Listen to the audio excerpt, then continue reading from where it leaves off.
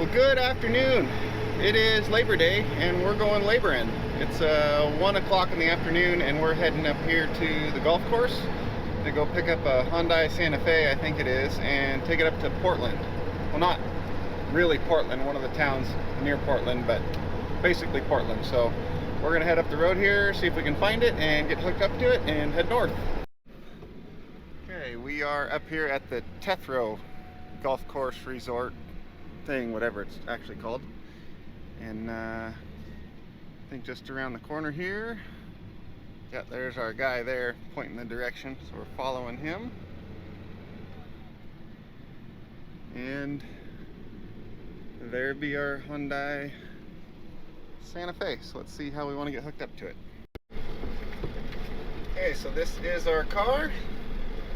We'll get backed up under it here. That's straight enough.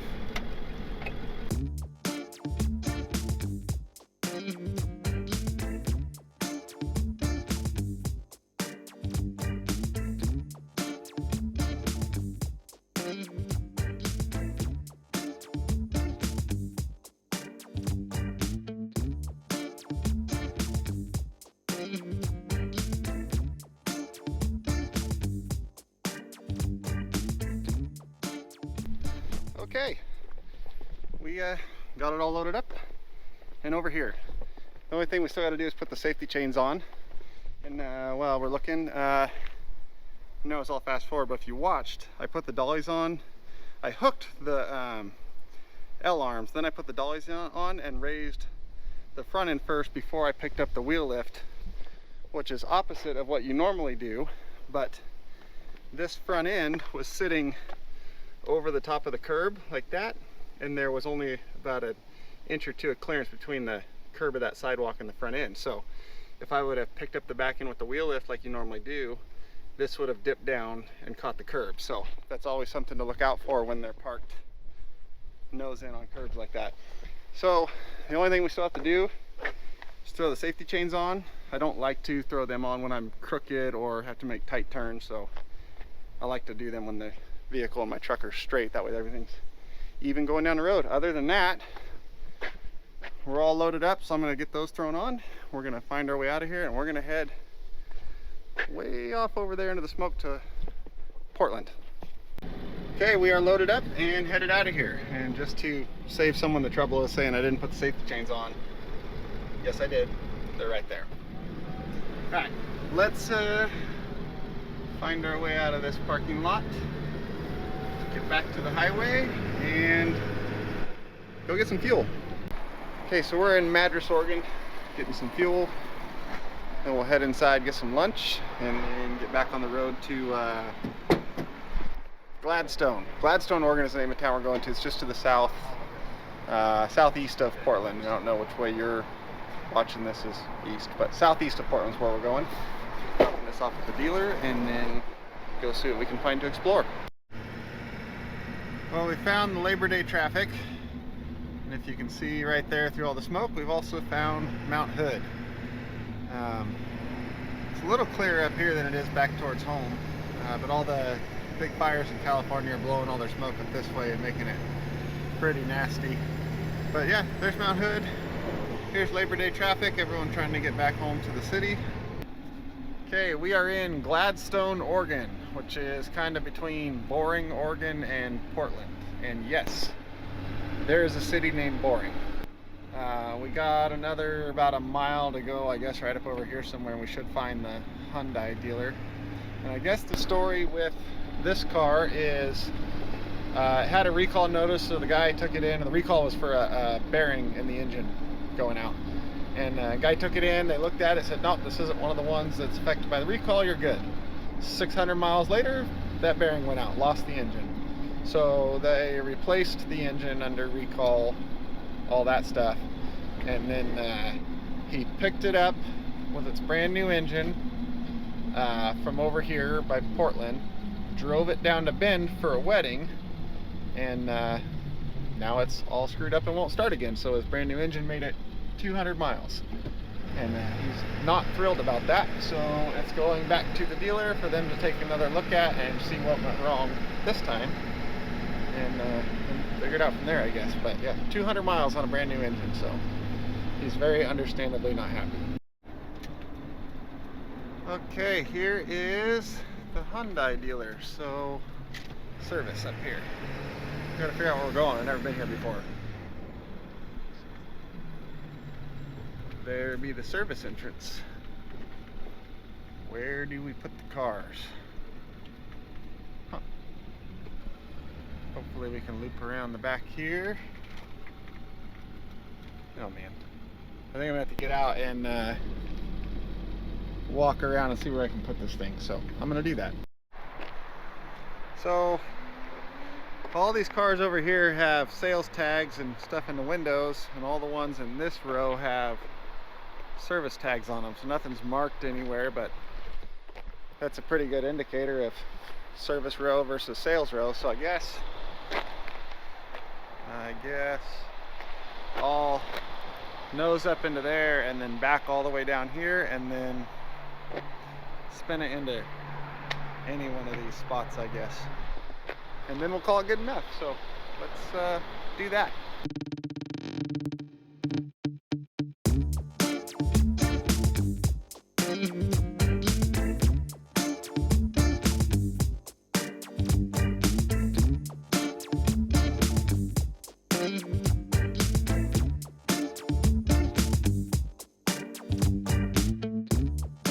Okay, it's all unloaded. It's not like perfectly in a spot, but there's plenty of room, so that doesn't matter. We just got to suck the wheel lift in. Got all our pictures. This one's done, and we have to head south and east, back towards home. I should probably mention, I dropped the keys off before I backed over there and unloaded it because I don't need the keys for anything. Who's calling now? Oh, that can wait. Probably mention, if you're in the towing thing, try to sweet talk you some of the service writers into giving you the key drop envelopes that they use. And then when you're loading up the customers there, you can have the customer fill out all their information, and then when you get to the dealership, you don't have to do anything but just drop it in the box, because that's one of the annoying things, is trying to write down all their information on one of these and get it right and hope you didn't misspell a phone number or word or something and throw everything in there. So since I don't need keys for anything, so these wheel lifts and dollies, I have the customer, if they're there, fill out one of these and put their keys in it, seal it up, and then when I get to the dealership, even when I pull in, first thing I do is usually just go drop this right in the box, and then I don't have to worry about it or get halfway back down the road on the way home and realize I forgot to do that and still have their keys and I'm 2 hours away. So well, actually we're 3 hours and 20 minutes away now. So all that's done. Just thought I'd throw that little tip in there. If you're a tow guy, get you some of these. They come in really handy.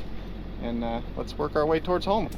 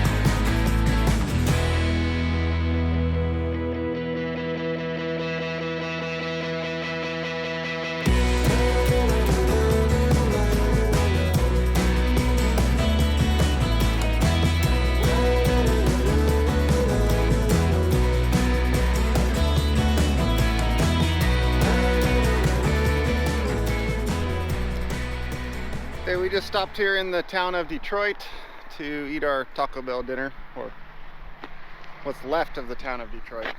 This was a super nice resort town where everybody would come during the summer. Detroit Lake's right over here. Well, actually all over there.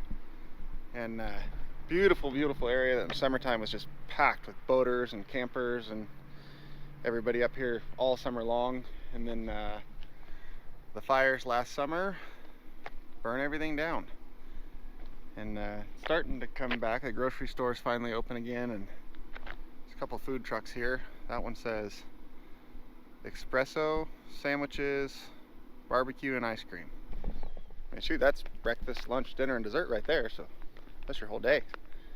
Yeah, it's crazy what happened here, much like the Santa Rosa fires, and not quite as bad as the Paradise fire, but it came through and just leveled the whole town. This was post office and another store, and everything was right here, and now it's all gone.